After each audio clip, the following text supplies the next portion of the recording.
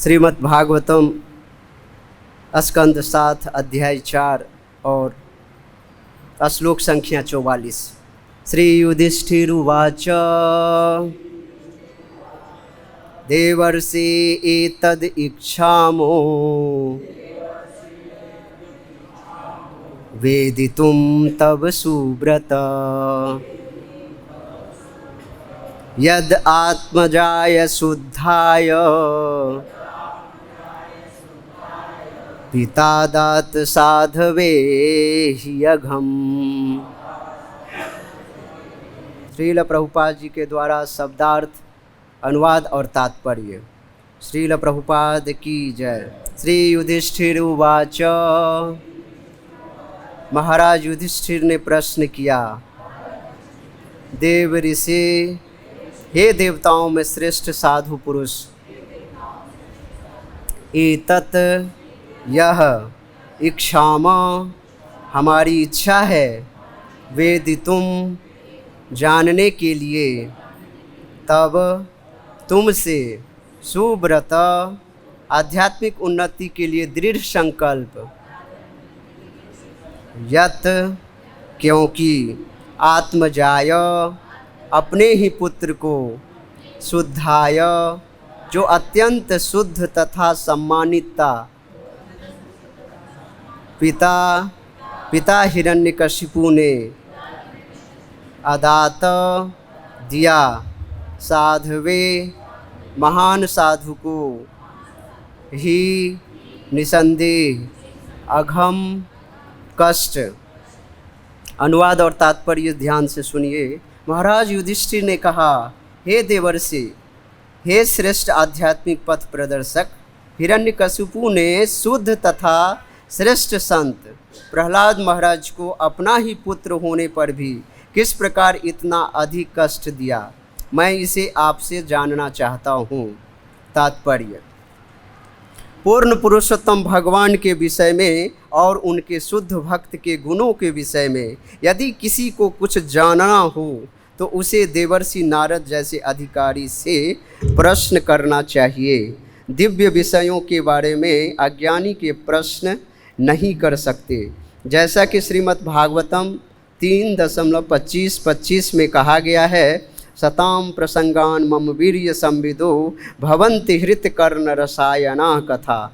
केवल भक्तों की संगति से भगवान तथा उनके भक्तों के विषय में प्रामाणिक जानकारी प्राप्त की जा सकती है। नारद मुनि जैसे भक्त को सुव्रत कहकर संबोधित किया गया है। सु का अर्थ है उत्तम, व्रत का अर्थ है प्रतिज्ञा। इस तरह सुव्रत शब्द ऐसे व्यक्ति का सूचक है जिसे भौतिक जगत से कुछ भी लेना देना नहीं रहता, क्योंकि यह जगत सदा से बुरा ही रहा है। शुष्क किताबी ज्ञान से गर्वित भौतिकतावादी विद्वान से कोई भी व्यक्ति आध्यात्मिक बात नहीं समझ सकता। जैसा कि भगवत गीता 18.55 में कहा गया है, भक्त्या माम अभिजानाति। मनुष्य को चाहिए कि वह भक्ति द्वारा तथा किसी भक्त से कृष्ण को समझने का प्रयास करे। अतएव युधिष्ठिर महाराज बिल्कुल ठीक ही श्री नारद मुनि से प्रहलाद महाराज के विषय में और आगे जानना चाह रहे थे।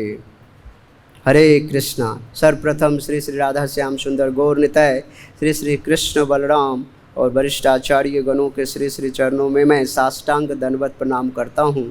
और यहाँ पे उपस्थित सभी वैष्णव और वैष्णवी और जो इंटरनेट के माध्यम से इस कथा को श्रवण कर रहे हैं, उनके चरणारविंद में मैं साष्टांग दंडवत प्रणाम करता हूं। और साथ ही अदृश्य रूप से उपस्थित यहाँ पे सभी देवगणों के श्री चरणारविंद में मैं साष्टांग दंडवत प्रणाम करता हूं और कृपा की याचना करता हूं, जो मुझ अधम पतित को जो ये सेवा प्राप्त हुई है, श्रीमद् भागवतम जो उत्तम मुक्त जीवात्माओं की वार्ताएँ हैं, उसको मैं ठीक तरीके से जो आचार्यों की वाणी को है उसे एज इट इज़ दोहरा सकूं। मेरे मुख से ऐसे किसी भी वाणी का प्रयोग न हो जो साधु गुरु शास्त्र के द्वारा सम्मत न हो। हरे कृष्णा। तो गत कई महीनों से आप सब भक्तगण इस कथा को श्रवण करते आ रहे हैं। श्रीमद् भागवतम जो 7वें स्कंद में ये 4था अध्याय है। आज 46 श्लोक है इस अध्याय के अंदर में, इसमें आज 44वां है। कल 2 श्लोक लगातार भक्त लेंगे और इस अध्याय की समाप्ति होगी। और आज का जो ये श्लोक है, ये युधिष्ठिर महाराज प्रश्न पूछ रहे हैं। किससे? भगवान नारद जी से, नारद मुनि से प्रश्न पूछ रहे हैं। तो प्रश्न की व्याख्या अब आचार्यों के माध्यम से, आचार्यों के वाणी के द्वारा हम लोग श्रवण करने का प्रयास करते हैं। तो यहाँ पे पूछ रहे हैं, युधिष्ठिर उवाच देवर से एतद इच्छामो वेदितुम तब सुव्रत यद आत्मजाय शुद्धाय पिता दात साधवे ही अघम। तो श्रीधर स्वामीपाद जो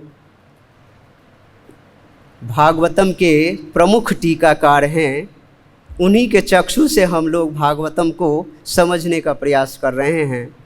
तो उनका मत है, कह रहे हैं जो ये जो प्रश्न अभी युधिष्ठिर महाराज 4थे अध्याय के अंतिम में प्रश्न किए हैं ना, ये प्रश्न का रिपीटेशन है।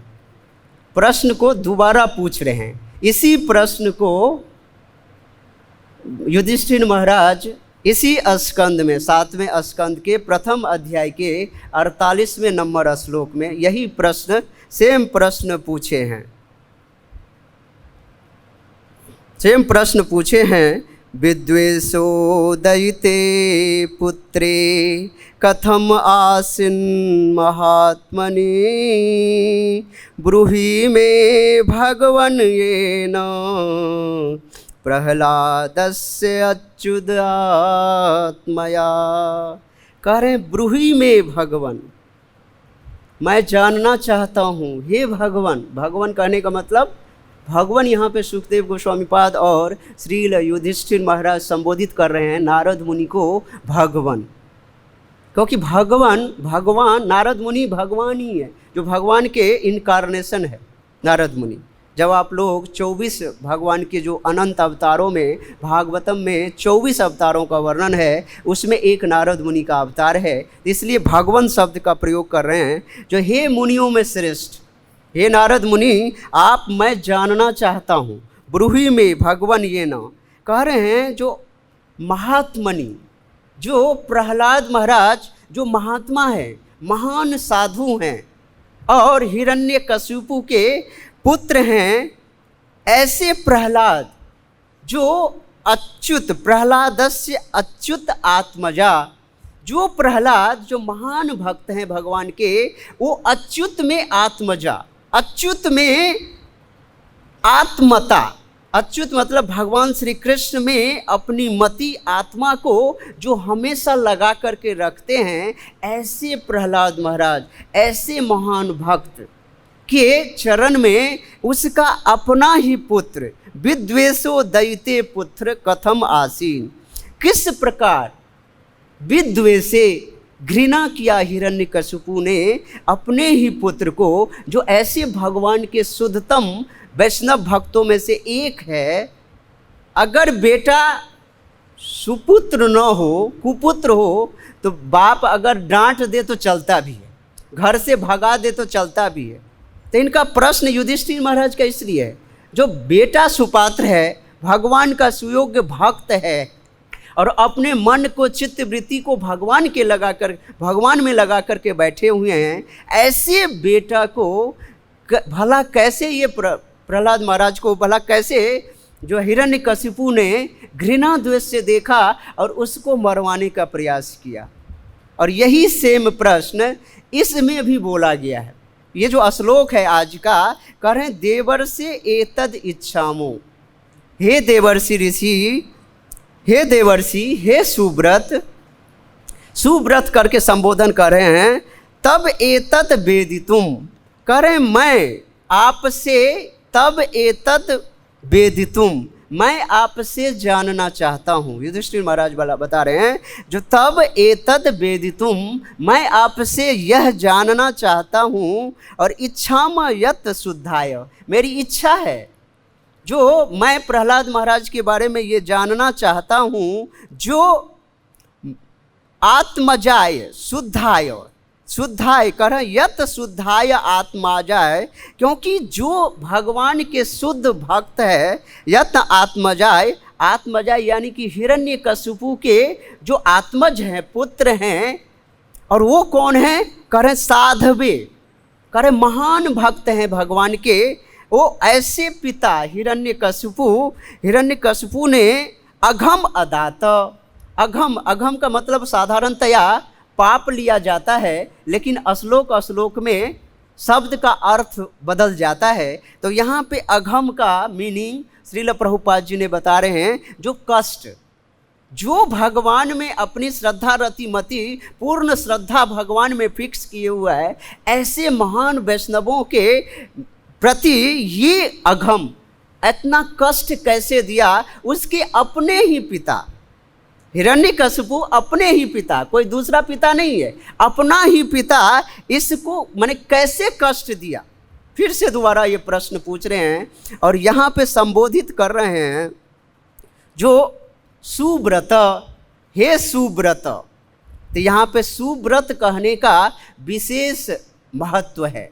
तो सुव्रत शब्द का मीनिंग हमारे आचार्य श्रील गिरधर लाल जी बता रहे हैं अपने टीका में, सुष्टु व्रतम भगवत उपासना परत्वम यस्य स सुव्रत।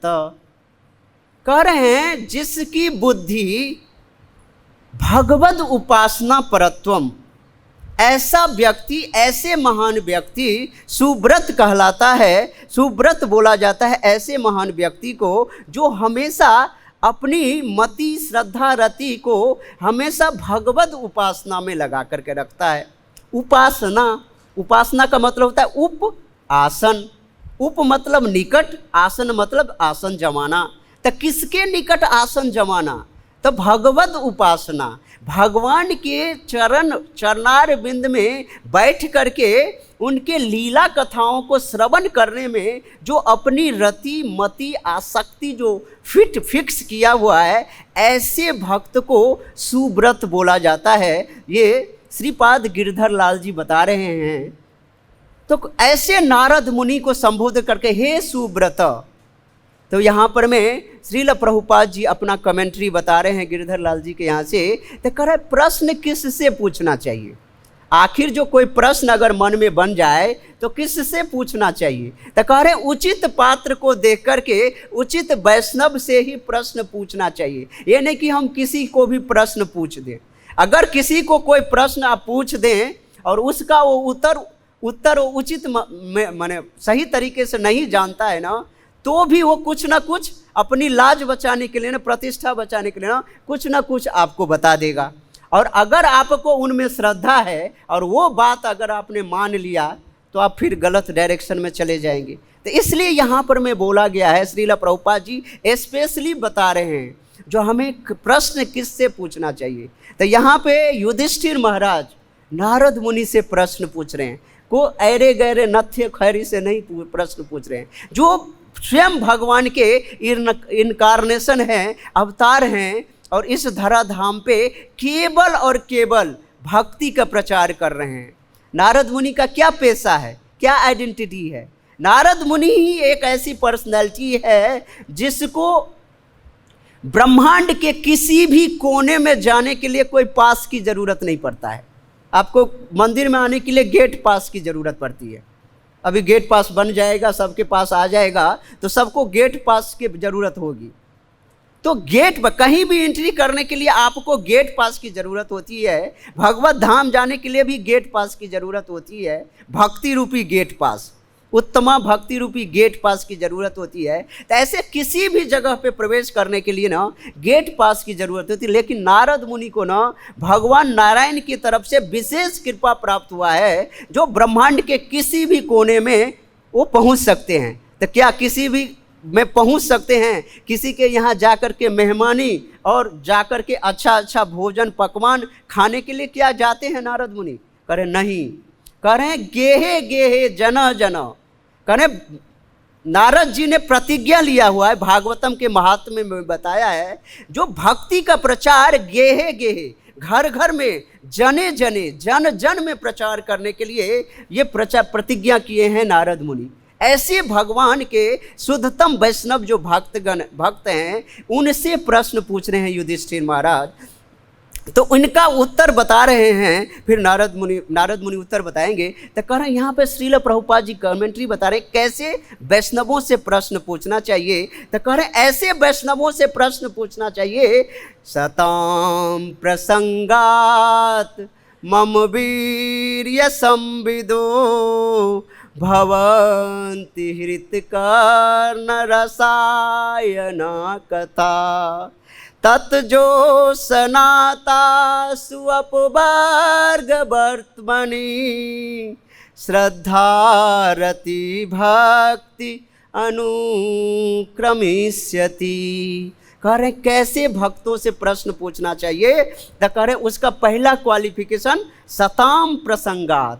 प्रसंगात मतलब संग, प्रसंग प्रकृष्ट रूपेण जो संग किया है, यानी कि अगाध संग किया है। किसका?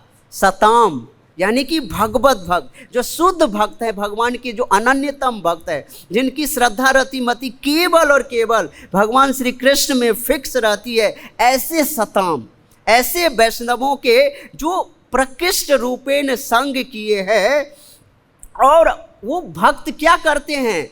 मम वीर्य संविदो चर्चा करता है। किसके? मम मतलब ये भगवान कपिल अपने माता देवहूति को भागवतम के 3.25.25 यानी कि तीसरे स्कंद का 25वां अध्याय का 25वां श्लोक में ये बता रहे हैं, जो कैसे भक्तों का संग करना चाहिए। कर रहे वो भक्त एक तो उत्तम वैष्णवों का संग करता है, और बातें क्या करता है? इधर उधर नेतागिरी का इतना वायरस फैल चुका है, इस बारे में वो बातें नहीं करता। वो केवल और केवल मम वीर्य संविदो, वो केवल और केवल भगवान के लीला कथा, जो भगवान के अलौकिक कार्य, अलौकिक जो लीलाएं हैं, जो ऐश्वर्य के बारे में, भगवान के लीला कथाओं के बारे में केवल और केवल यही चर्चा करता है। और भवन्ति हृत कर्ण रसायना कथा, जब ऐसे वैष्णवों को जब हम संग करते हैं ना, सब ऐसे वैष्णवों का जब संग करते हैं तो क्या होता है? भवंती हो जाता है हृत कर्ण रसायना कथा। तो हृत कर्ण का मतलब जो हृदय जो है ना, हृदय को और कान को एकदम अच्छा लगने लगता है। भगवान का लीला कथा जब हम श्रवण करते हैं तो हृदय को, कानों को तुष्टि प्रदान करती है। और जो भगवान की लीला कथा सुनता है तो उसमें क्या परिवर्तन होता है? तो कह रहे हैं तत्जोशनाथ, कह रहे हैं उस लीला कथा को श्रवण करने से, अनुशूलन से क्या होता है? आशु अपवर्ग वर्तमनी। आशु मतलब तुरंत, शीघ्र, इसलिए भगवान शिव का नाम आशुतोष है, जो बहुत जल्दी प्रसन्न हो जाते हैं। तो आशु मतलब शीघ्र ही, ये सब काम करने से शीघ्र ही उनका अपवर्ग वर्तमनी। अपवर्ग मतलब होता है जो मोक्ष, जो भगवान के धाम को जाने के बारे में जो रास्ता खुल जाता है, अपवर्ग वर्तमनी। उस ऐसे अपवर्ग वर्तमनी जो मोक्ष का द्वार जो खुल जाता है, तो उससे हमारे में क्या होता है? श्रद्धा रति भक्ति अनुक्रमस्यति। हमारे अंदर में फिर श्रद्धा, अटूट श्रद्धा, भगवान विश्वास ऊपर रति आसक्ति उत्पन्न होती है और भक्ति उत्पन्न होती है। और ये कैसे उत्पन्न होती है? अनुक्रमस्यति माने क्रमशः, यानी कि अचानक पूरा का पूरा, क्रमशः इससे श्रद्धा रति भक्ति अनुक्रमस्यति होता है। तो ऐसे नारद मुनि से युधिष्ठिर महाराज प्रश्न पूछते हैं। जब इतना आकर्षण भगवान में स्थिर हो जाता है ना जिस भक्त का, तो वो असली समर्पण करता है। नारद मुनि पूरा का पूरा सरेंडर्ड सोल हैं। उनकी मति भगवान श्री कृष्ण के अलावा और किसी जगह पे नहीं लगती। ऐसे भक्तों से जो समर्पण है, भक्ति योग में जो दृढ़ हैं, ऐसे भक्तों से उन्हें प्रश्न पूछे हैं। तो सुव्रत प्रभुपाद यहाँ पे लिख रहे हैं, सु का मतलब होता है विशेष, परम, उत्तम, और व्रत का मतलब होता है प्रतिज्ञा। देखिए हम लोग भी व्रत लेते हैं, व्रत लेते मतलब प्रतिज्ञा करना। एक माता जी, व्रत का मतलब क्या होता है? एक माता जी ने हमसे प्रश्न पूछा था, जो व्रत मैंने बोला था आप जो है एकादशी का व्रत कीजिए। तो कहा मैं तो वर्षों से एकादशी का व्रत करती हूँ। तो क्या करते हैं, तो माता जी बता रही हैं, मैं दिन भर उपवास करती हूँ और दिन भर काज घर का इधर उधर गप सरक्का करके अपना क्या कहते हैं एकादशी व्रत पूरा हो जाता है। देखिए, व्रत का मतलब ये नहीं होता जो दिन भर में पागल की तरह मैं पेट को खाली रखूं, खाना न खाऊं, खाना को त्याग दूं, भोग करने की जो इच्छा है उसको रोक दूं, रोक करके और इसको बोलूं जो मैं व्रत कर लिया। व्रत का मतलब ये नहीं होता है। उपासना, व्रत का उपवास, व्रत का एक दूसरा नाम क्या है, उपवास। उप मतलब होता है सन्निकट, वास मतलब वास में निकट करना। व्रत का मतलब होता है जो हम भगवान की उपासना करें, भगवान के निकट वास करने के लिए अपने पेट को तो खाली रखें, इंद्रियों को संयमित करने के लिए तपस्या करें, साथ साथ भगवान के दिव्य नामों का उच्चारण करेंगे, तभी वो उपवास सफल होगा। हरे कृष्ण कृष्ण कृष्ण हरे हरे, हरे राम राम राम हरे हरे। अगर इस दिव्य नामों का उच्चारण अगर हम नहीं करते, भागवतम का अध्ययन नहीं करते, अच्छे वैष्णवों का संग नहीं करते, तो उपवास का फिर क्या मतलब। देखिए, एक व्यक्ति फिर प्रश्न पूछा था जो मांसाहारी नहीं करना चाहिए, तो कह रहे मैं तो जन्म से शाकाहारी हूँ। मैंने आज तक उसको मैंने मिथिला में बोला जाता है दुधा वैष्णव। दुधा वैष्णव का मतलब होता है जिन्होंने जन्म लिया आज तक मांस मछली ये सब चीज़ नहीं खाया। मैं तो दुधा वैष्णव हूँ, तो मेरे से बड़ा वैष्णव कौन होगा। इसका मतलब ये नहीं होता किसी कोई व्यक्ति मांस अंडा नहीं खा रहा है तो हम उसको वैष्णव समझ ले। वैष्णव जन वो होता है जो भगवान विष्णु, भगवान श्री कृष्ण के लीला कथाओं में उनके चरणार बिंद में अपनी श्रद्धा रति को फिक्स किए रहता है। उनके दिलो दिमाग में केवल और केवल भगवान श्री कृष्ण ही घूमते हैं और कुछ नहीं घूमता। ये विष्णु जन भगवान के वैष्णव होते हैं। इस जगत में वैष्णव बनना इतना आसान नहीं है भक्तों। आप सब वैष्णव हैं, पता नहीं मैं कब वैष्णव बन पाऊंगा। जो करोड़ों करोड़ों जन्म लेने के बाद भी व्यक्ति वैष्णव नहीं बन पाता है। वैष्णव की भले ही ये परिधान में हम घूम रहे हैं, लेकिन वैष्णव बनना इतना आसान नहीं है। विष्णु का जन बनना, विष्णु के बारे में 24 आवर कृष्णा कॉन्शियसनेस होना, ये इतनी आसान बात नहीं है। तो कह रहे हैं जो उपवास करें, मैं तो दिन भर जो है ना मैंने जन्म से ही नहीं कुछ खाया, तो इसका मतलब वैष्णव नहीं है। तो मैंने बोला देखिए, एक पशु है, माने एक पक्षी है कबूतर, जानते हैं ना आप। कबूतर जिंदगी में कभी भी मांस नहीं खाया, क्या कबूतर को भी हम वैष्णव समझ लेंगे क्या। आप अगर मांस नहीं खाए तो वैष्णव होगे, इसका मतलब ये नहीं होता है। कबूतर, बहुत ऐसे जानवर है, बहुत ऐसे जीव है जो मांस को कभी देखा भी नहीं, देखता भी नहीं, तो हम उसको वैष्णव नहीं मैं वैष्णव नहीं कह सकते। वैष्णव वो होते हैं जिनकी श्रद्धा रति भक्ति हमेशा भगवान में लगी रहती है। तो हमें व्रत लेना चाहिए। व्रत का मतलब प्रतिज्ञा करनी चाहिए, आराधना कर चाहिए, मन में ये करना चाहिए संकल्प, जो हमें जीवन में अगर कुछ करना है तो अपने आप को कृष्णा कॉन्शियसनेस में लाना है। कृष्ण भावना भावित अगर हम हो जाएं इस जीवन में ना, तो हमारा जीवन फिर सफल हो जाएगा। कृष्ण भावना भावित होना, अपने आप को कृष्ण भावना भावित होना, भगवान श्री कृष्ण के चरणार बिंद में अपने श्रद्धा रति मति को फिक्स कर लेना, यही हमारा व्रत होना चाहिए। भगवान के चरण की सेवा करना, उन्हीं में दिन को बिताना, पूरी रात को बिताना, उन्हीं की लीला कथाओं में अपनी दिनचर्या को बिताना, उन्हीं में अपना प्रीति रखना, उन्हीं से अपना प्रेम करना, ये हमारा व्रत होना चाहिए। न कि ये व्रत होना चाहिए। कर्मी का क्या व्रत होता है, इतनी ज़्यादा तपस्या करता है, अष्टांग योग करता है, उसको स्वर्ग लोक की प्राप्ति, इस जगत की सुख सुविधा के लिए वो कठिन परिश्रम करता है, तो ये इसका व्रत नहीं हुआ। सिद्धि लोग, ये जो योगी लोग होते हैं जो हजारों सालों से तपस्या करते रहते हैं, हिमालय में पानी में जाकर के, अग्नि में जाकर के, गर्मी में जाकर के, और उसकी ध्येय उद्देश्य क्या होता है, सिद्धि को प्राप्त करना।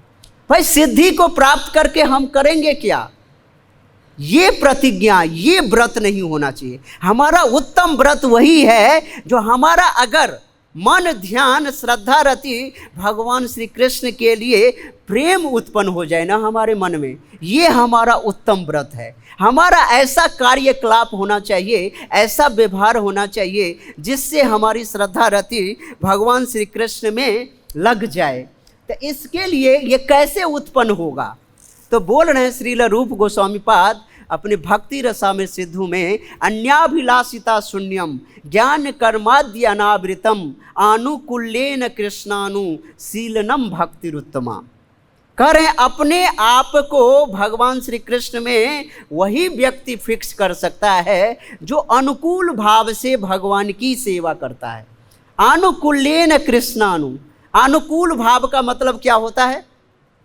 जो हमारे आचार्य, शास्त्र, वेद, पुराण जो है ऐसे काम करना जो हमारी भक्ति को बढ़ोतरी हो, जैसे मंगल आरती में उठना, तुलसी मैया की उपासना करना, सुबह में रोज नाम जप करना, भक्तों का संग करना, ये सब काम क्या है? अनुकूल काम है। भक्ति उत्पत्ति, ये सब काम हमें क्या होता है? हृदय में भक्ति की उत्पत्ति होती है। तो ये अनुकूल काम करना, और कह रहे अनुशीलन करना। किसका? कृष्णानु अनुशीलनम। किसका अनुशीलन करना? कृष्ण का। अनुशीलन मतलब उसको पालन करना, उसको फॉलो करना। जैसे नेता का फॉलोअर फॉलो करता रहता है ना, जैसे नेता बोलता है, तो कह रहे हैं हमें कैसा होना चाहिए? कृष्णानुशीलनम। तो कृष्ण से मतलब होता है भगवान श्री कृष्ण। भगवान श्री कृष्ण ही नहीं, भगवान श्री कृष्ण ने जितने अवतार लिए हैं, सारे अवतार, भगवान के धाम, भगवान के परिकर, इनका हमें अनुशीलन करना है। और अनुशीलन मतलब हमारे जो आचार्य, हमारे जो पूर्ववर्ती आचार्य हैं, वर्तमान आचार्य हैं, जो गुरुजन हैं, साधु गुरु शास्त्र हैं, वो जिस तरह का इंस्ट्रक्शंस, आदेश देते हैं, उसके अनुसार उसका पालन करके हम अपने जीवन को जब चलाएंगे ना, तो हमारे अंदर में भगवान के लिए श्रद्धा रति भक्ति ऑटोमेटिक जागृत हो जाएगी। ये तरीका श्रील रूप गोस्वामी पाद बता रहे हैं, जो नारद मुनि ये सब ऑटोमेटिक कर चुके हैं। ऐसे नारद मुनि जो सुव्रत बोला गया है, जो भगवत उपासना परत्वम है, जो हमेशा भगवान में मति लगा करके रखे हुए हैं, तो ऐसे अनुकूल भाव से जब भगवान की सेवा करते हैं तो एक ही उद्देश्य होना चाहिए भगवान की सेवा करते हुए, भगवान की प्रसन्नता। भगवान के इंद्रियों की प्रसन्नता ही हमारा मेन उद्देश्य होना चाहिए। और ये सेवा का क्या उद्देश्य है? ये नहीं कि इस सेवा भगवान की, अगर हम अभी मंदिर आ रहे हैं तो इस मंदिर में आने से भगवान से हम यह माने रिक्वायरमेंट कर दे, जो मांग कर दे, डिमांड कर दे, जो हमारे बेटे की शादी हो जाए, हमारी बिटिया को अच्छा जो है ना, सुंदर जो है ना वर की प्राप्ति हो जाए, बहुत सारा धन की प्राप्ति हो जाए, तो ये हमारा मंदिर आना सफल नहीं हुआ। मंदिर आना, सुव्रत लेना मतलब अहेतु की होनी चाहिए। अहेतु की, भगवान में जो भक्ति है ना, कोई हेतु नहीं होना चाहिए, कोई डिमांड नहीं होना चाहिए। ब्रज की गोपियों जैसे भगवान के प्रसन्नता के लिए ही वो काम करते थे, नरक में जाने के लिए भी तैयार हैं ब्रज की गोपियां भगवान की प्रसन्नता के लिए। ऐसा भाव होना चाहिए जो हम भगवान किससे प्रसन्न होंगे, ऐसा काम। तो ऐसे काम सुव्रती तो अहेतुकी होनी चाहिए, और अनुकूल भाव से ऐसा व्रत होना चाहिए, ऐसा भाव होना चाहिए जो निर्विशेषवाद नहीं होना चाहिए, कार्मिक नहीं होना चाहिए और तार्किक नहीं होना चाहिए अपना ज्ञान।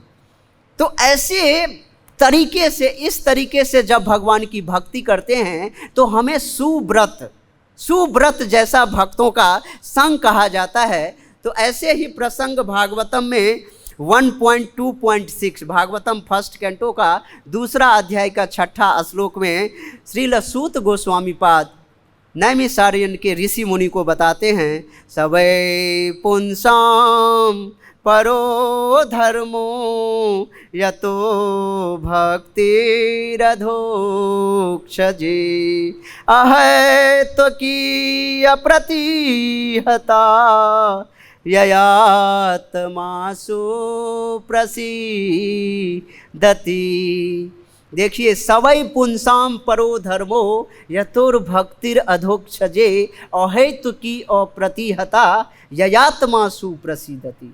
सवै पुंसाम, पुंसाम का मतलब होता है इस जगत के सारे जीव, सारे जीव का एक ही स्वभाव होना चाहिए, जो सवै पुंसाम, जितने इस जगत में जीव है ना, सभी जीवों में भगवान श्री कृष्ण के चरणार बिंद के लिए, माने भगवान श्री कृष्ण के लिए प्रेम उत्पन्न हो जाए। ऐसा कोई प्रक्रम करना चाहिए, ऐसा कोई प्रयास करना चाहिए जिससे उस व्यक्ति का, उस जीव का भगवान के लिए प्रेम उत्पन्न हो जाए। तो सवै पुंसाम, ये पर धर्म, सभी जीवों का यही एक धर्म है और कोई धर्म नहीं है, जो उसकी श्रद्धा रति को भगवान में माने फिक्स हो जाए। इससे क्या होगा? अहेतु की अप्रतिहता ययात्मा सुप्रसिद्धति। ऐसे प्रेमा भक्ति जब जागृत हो जाएगा ना उस व्यक्ति में, तो इससे क्या होगा? ययात्मा सुप्रसिद्धति, ययात्मा, आत्मा संतुष्ट हो जाएगी। जो आत्मा भगवान की सेवा नहीं करता, जो आत्मा, जो जीव भगवत गीता भागवतम नहीं करता ना, वो जिंदगी में कभी भी भागवतम नहीं पढ़ता, भगवत गीता नहीं पढ़ता, भगवान के नामों का जप नहीं करता, साधु संग नहीं करता, उसकी आत्मा या वो जीव कभी भी प्रसन्न नहीं हो सकता। कारण ये सब काम करने से ययात्मा सुप्रसिद्धति, ये आत्मा का खुराक है। आत्मा को जब आप भोजन दोगे, सही खुराक दोगे, भक्तों का संग दोगे और इस तरह का जब नेचर रखेंगे, तो हमारी अहेतु की और अकारण ही जो है भगवान के प्रति प्रेमा भक्ति उत्पन्न होगा। तो इसमें इस बात को ध्यान रख करके सवै पुंसाम, ये व्रत लेना चाहिए। और भगवान के, हमारा व्रत क्या होना चाहिए? एक भक्त का व्रत क्या होना चाहिए? एक भक्त के जीवन में सबसे उत्तम व्रत है जो उसका जिंदगी, उसका 24 आवर अगर भगवान के लीला कथाओं को श्रवण कीर्तन में अगर गुजर जाए ना, तो इससे उत्तम व्रत और नहीं हो सकता। हमारा देखिए 24 आवर क्या श्रवण कीर्तन में गुजरता है? नहीं गुजरता।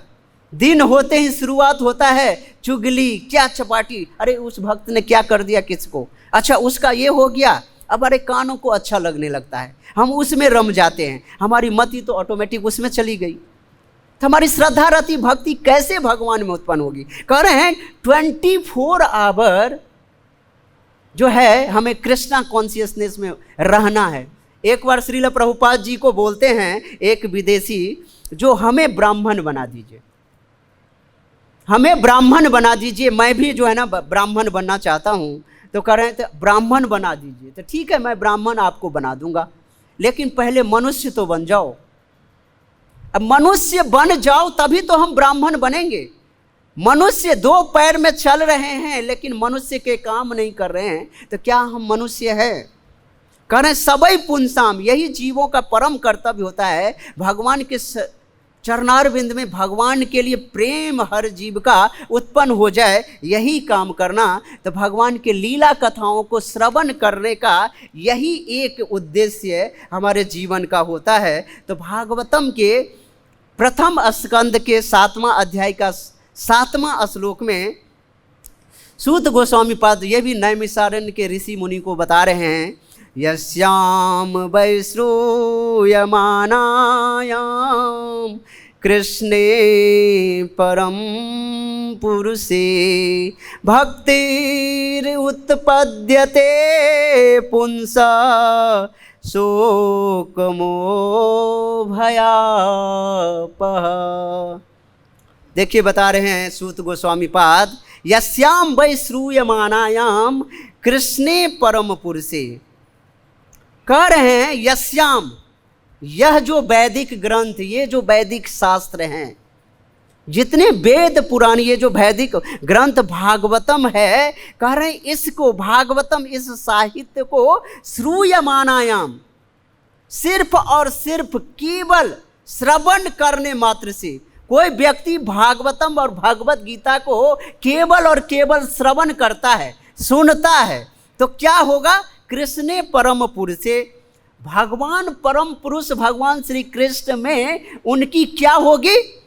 भक्तिर उत्पद्यते पुंसः, वो जो जीव ऐसा काम करता है और भगवान श्री कृष्ण के बारे में इन शास्त्रों से केवल और केवल श्रवण करता है, तो ऐसे पुंसः भक्तिर उत्पद्यते, उनके हृदय में भक्ति का ऑटोमेटिक उदय होगा, भक्ति का बीज अंकुरित होगा।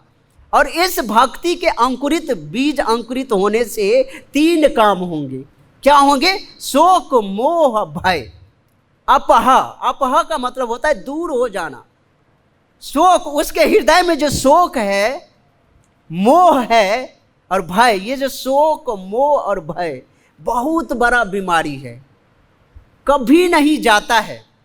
केवल और केवल भगवान के लीला कथाओं को जो व्यक्ति, भागवतम को और भगवत गीता को, शास्त्रों को जो व्यक्ति पढ़ता है और श्रवण करता है ना, उसी के हृदय से शोक, मोह और भय ये गायब होते हैं। कोई डॉक्टर से इसको निकाल नहीं सकता। शोक क्या होता है? शोक पास्ट टाइम में यूज किया जाता है। कोई चीज़ हमें प्राप्त करने की बड़ी इच्छा है लेकिन हमें प्राप्त नहीं हुआ, तो उसके लिए हमें शोक होता रहता है। उस चीज़ को देख करके हमारे मन में ग्लानि होती रहती है, हमारा मन भगवान में फिक्स नहीं रहता है, उसी के बारे में सोचता रहता है। और मोह, अपने जन से मोह, अपने धन से मोह, अपने समाज से मोह, देश से मोह, अपने बच्चे से मोह, बीवी से मोह, ये मोह जल्दी खत्म नहीं होता रहता है। कह रहे हैं इस जगत में 2 चीज़ें ऐसा है ना, जल्दी खत्म नहीं होता है। एक स्त्री के प्रति आसक्ति और दूसरा है धन का लोभ। धन अगर है ना, इस दोनों चीज़ों से आसक्ति हट जाएगी ना, और भगवान में जब आसक्ति फिक्स होगी ना, तभी हमें भगवत भक्ति प्राप्त हो सकती है। तो ये काम किससे होगा? कह रहे हैं ऑटोमेटिक। सूत गोस्वामी पाद बता रहे हैं कुछ नहीं करना है भैया, केवल और केवल भगवान कृष्ण की लीला कथाओं को श्रवण करो और सताम प्रसंगात करो, आपके अंदर में ये परिवर्तन हो जाएगा। अब इसका अगला श्लोक तुरंत बता रहे हैं सूत गोस्वामी पाद। सह संगीताम भागवती कृत्वा अनुक्रम्य च आत्मजम सुकम अध्यापयाम आस निवृत्ति निरतम मुनि। कहते हैं जो निवृत्ति निरतम मुनि, ये सुखदेव गोस्वामी पाद के लिए बताया जा रहा है। जो सुखदेव गोस्वामी पाद इस जगत में आसक्ति नहीं है, एकदम विरक्त चूड़ामणि है, जिनको भौतिक जगत से कोई आसक्ति नहीं है, जिन्होंने अपने मन को, दिमाग को, सारे चीज़ों को माने फिक्स किया है किसमें? अपने आत्म साक्षात्कार के लिए, भगवान के आत्म साक्षात्कार के मार्ग में संलग्न किया है। ऐसे सुखदेव गोस्वामी पाद भी क्या किए? सह संगीताम भागवतीम कृत्वा।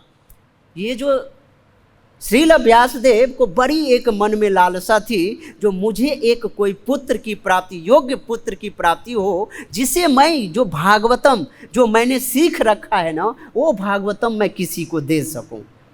उनके मन में बड़ी लालसा थी। तब भगवान ने बड़ी प्रेरणा से उनको एक पुत्र की प्राप्ति होती है। वो सुखदेव गोस्वामी पाद उनके पुत्र बन के आते हैं। वो ऐसे विरक्त चूड़ामणि होते हैं जो 16 वर्ष तक तो एक तो माँ के गर्भ में रहते हैं, और माँ के गर्भ में रहने के बाद ऐसे विरक्त जो अपने पिता माता की तरफ देखते तक भी नहीं है। करे ऐसे विरक्त चूड़ामणि को भी बाद में सुखदेव गोस्वामी ने, ये व्यासदेव ने अपने ही शिष्यों के द्वारा श्लोक को गा करके, पढ़ा करके, और सुखदेव गोस्वामी पाद में ना भागवतम के लिए रति उत्पन्न कर दिया, भागवतम के लिए भक्ति उत्पन्न कर दिया। और वही सुखदेव गोस्वामी पाद जो घर से भाग गए थे, जब अहो बकीयम स्तन कालकूटम और जिघांसया अपायत अपि असाध्वी लेभे गतिम धात्री उचिताम ततो अन्यम कम्बा दयालुम शरणम ब्रजेम। जब ऐसे भागवतम के जब श्रवण किए, भगवान की दयालुता के बारे में देखे, भगवान के रूप के बारे में श्रवण किए ना, तो ऐसे विरक्त चूड़ामणि सुखदेव गोस्वामी पाद भी यहाँ पे आ गए। क्योंकि व्यासदेव ने एक व्रत लिया था। क्या व्रत लिया था? जो हमारा एक पुत्र होगा उसको भागवतम में लगाना है, उसको भागवतम समझाना है। व्रत ऐसा लेना चाहिए, व्रत ऐसा नहीं लेना चाहिए कि हमसे ये ज़्यादा धनी हो गया, मैं ज़्यादा से ज़्यादा काम करके इससे ज़्यादा धनी हो जाए। भाई व्रत ये लेना चाहिए, ये व्यक्ति 64 माला कर रहा है तो मैं 128 माला करूं, मैं उससे ज़्यादा अच्छी तरीके से भगवान के चरणार बिंद में पूर्ण शरणागत हो जाऊं।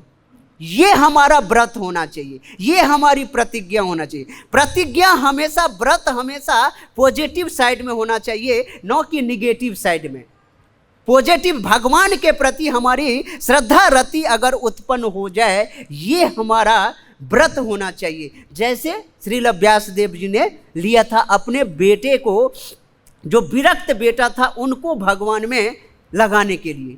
ऐसा व्रत होना चाहिए, तब जाकर के भगवान के लीला कथा में जब मन फिक्स हो जाता है तो ऐसे भक्तों का संग करना चाहिए, ऐसे व्रती। इसलिए यहाँ पर मैं युधिष्ठिर महाराज सुव्रतम, नारद जी को सुव्रतम संबोधित कर रहे हैं। जो हमारे ये जो सुव्रत हैं, ये नारद मुनि हैं जो हमारे प्रश्नों का उत्तर दे सकते हैं, सही सही उत्तर दे सकते हैं। तो ऐसे ही एकादश स्कंद में एक प्रसंग आता है, जो नवयोगेंद्र जो 9 योगी हैं, भगवान के शुद्धतम वैष्णव भक्त हैं, जो वो मिथिला के राजा नीमी को जो है ना प्रवचन देते हैं और कई सारे पाठ बताते हैं। तो उसमें से श्री कवि जो है ना ये श्लोक बोलते हैं, एकादश स्कंद का 2 अध्याय का 20वां श्लोक है, एवं व्रत स्वप्रिय नाम कीर्तया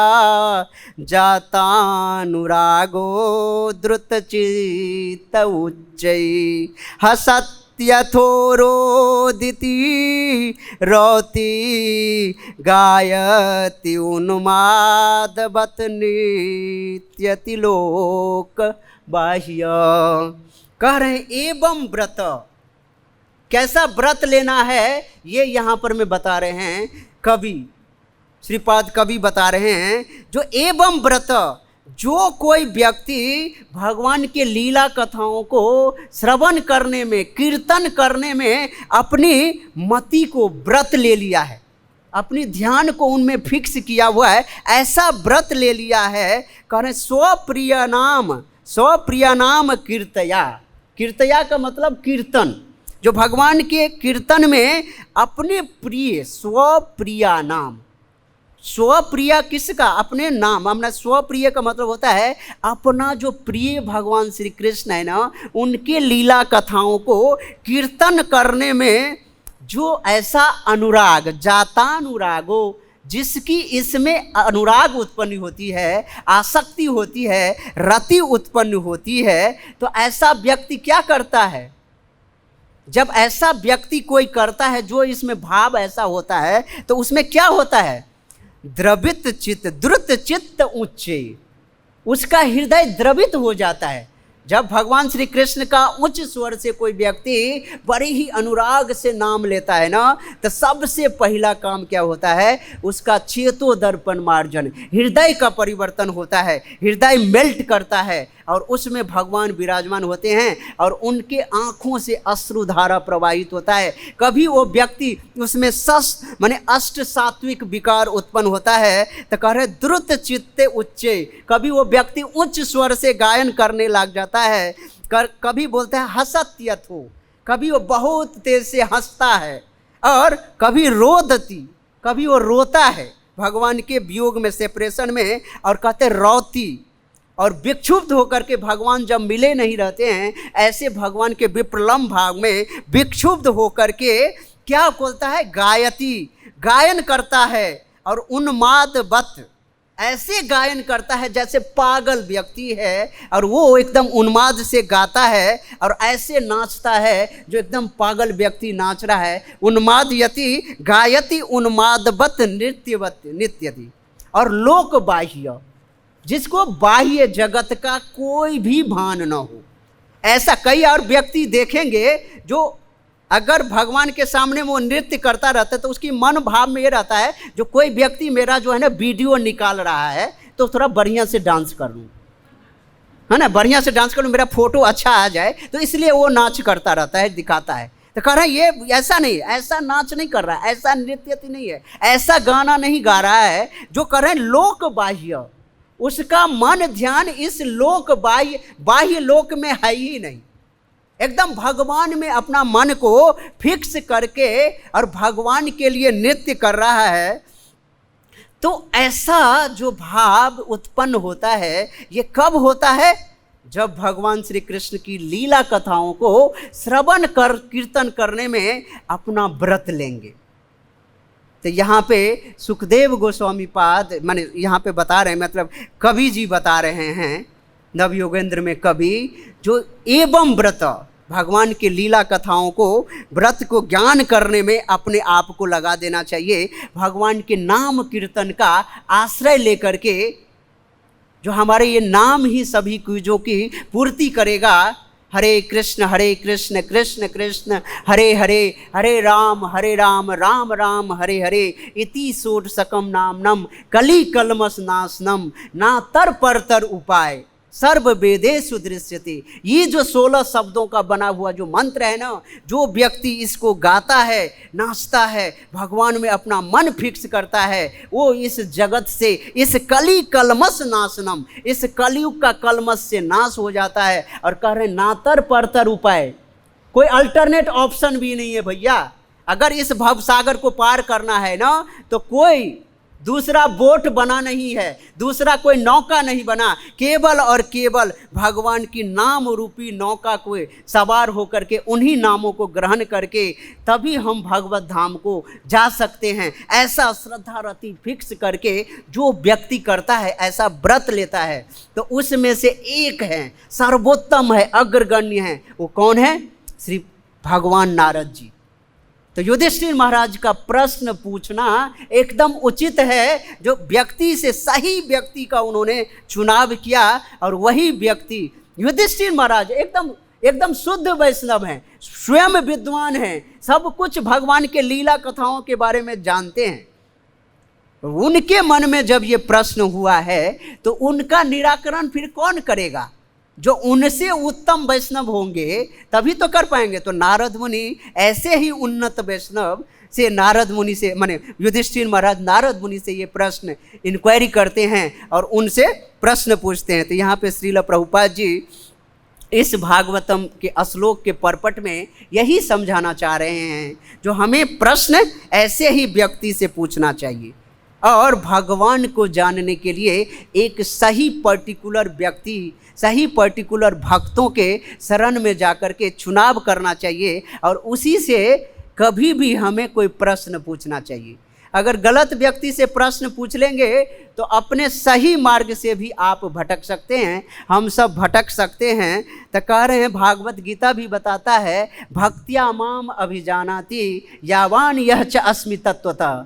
कारण भक्ति के द्वारा केवल और केवल भगवान को जाना जा सकता है, या भक्ति या भगवान के शुद्धतम वैष्णव भक्तों के शरण में जाने से ही, उनके चरणों की सेवा करने से और उनसे आदेश लेकर के, उनसे प्रश्न पूछ के और उनकी आज्ञा का पालन करके ही हम इस भव सागर को पार करके भगवत धाम को जा सकते हैं, भगवान की भक्ति को प्राप्त कर सकते हैं। तो मनुष्य की यही एक वृत्ति होना चाहिए, यही एक व्रत होना चाहिए, जो सुव्रत प्रकृष्ट रूपेण व्रती हैं, जो नारद मुनि ऐसे वैष्णवों से उन्होंने प्रश्न किया। तो इसी के साथ मैं अपनी वाणी को विराम दूंगा, और मेरे वाणी से अनेक गलतियां हुई होंगी, तो उस गलती को आप सब भक्तगण स्वयं विद्वान हैं, भक्त हैं, तो सुधार करके कृपया ग्रहण कीजिएगा।